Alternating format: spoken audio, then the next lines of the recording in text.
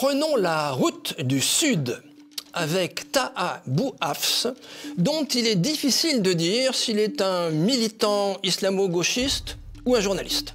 Taha Bouhafs est né en 1997 à Ain Beida, Algérie. La famille Bouhafs émigre en France alors que la guerre civile algérienne entre dans une phase de refroidissement. Ses parents, professeurs, ne peuvent retrouver un emploi équivalent et finissent par exercer des métiers non qualifiés. À la croisée des mouvements sociaux et communautaires, le jeune Bouhafs mène habilement sa barque dans le journalisme en rêvant d'un soulèvement des banlieues sous bannière islamique. Le jeune Bouhafs quitte l'école et sa famille à 16 ans. Il accumule les petits boulots en ayant pour seul horizon, selon ses dires, de ranger des surgelés à Carrefour. Devenu journaliste par la grâce de quelques confrères, il ne recule pas devant les fake news.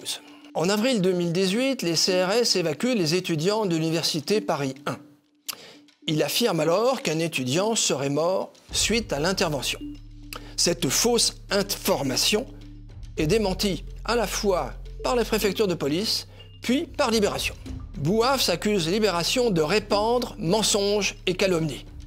Il reconnaîtra plus tard son erreur et déclarera à France 24 que cette erreur est un acte fondateur, comprend qui veut.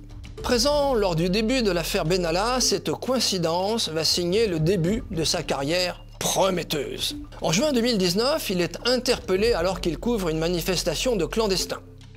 Cette arrestation est à l'origine d'une levée de boucliers de la profession. La tribune du Monde est signée par pas moins d'une vingtaine de sociétés de rédacteurs. Accrochez-vous, sont signataires les rédactions de l'AFP, Arte, BFM TV, Courrier International, Les Échos, L'Express, France Culture, France Info, France 24, L'Humanité, Libération, Mediapart, Le Monde, l'Obs, Sud-Ouest, Télérama, TV5 Monde, j'en oublie. Un peu plus tard, Bouhafs signale la présence d'Emmanuel et de Brigitte Macron au théâtre des Bouffes du Nord. Alors qu'il filmait l'évacuation des manifestants qui avaient pénétré par effraction dans le théâtre, il est interpellé puis jugé. Le 19 mars 2021, la juge d'instruction prononce un non-lieu. Après que Valeurs Actuelles ait publié un article mettant en lumière l'affinité profonde qui unit Assa Traoré et Taha Bouhafs, au point que ces deux révolutionnaires publient des clichés de leurs vacances à Marseille, Bouhafs précise qu'il n'a pas de leçon d'antiracisme à recevoir de propagandistes d'extrême droite qui se pignolent sur ce sous-humain de Zemmour, fermez les guillemets. Devant les tollés, il supprime le tweet. Le 3 juin 2020, Linda Kebab, porte-parole du syndicat Unité SGP-FO, jugeait, sur France Info, que la mort d'Adama Traoré après son arrestation par les gendarmes n'a absolument rien à voir, ni dans son histoire, ni dans son fond, ni dans sa technicité, avec celle de George Floyd. Dans un tweet, Bouhafs la désigne alors comme une ADS, arabe de service. La policière porte plainte.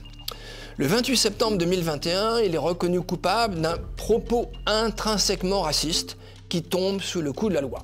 Il est condamné à 1 500 € d'amende et 2 000 € de dommages et intérêts.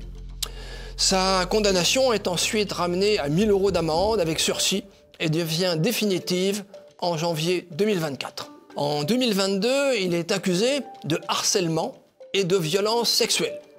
Ces accusations l'empêchent d'être candidat aux élections législatives pour la France Insoumise. Aux dernières nouvelles, le charmant Tal, alias la chicha et la faucille, exerce toujours la profession de, ouvrez les guillemets, bonjour chez vous.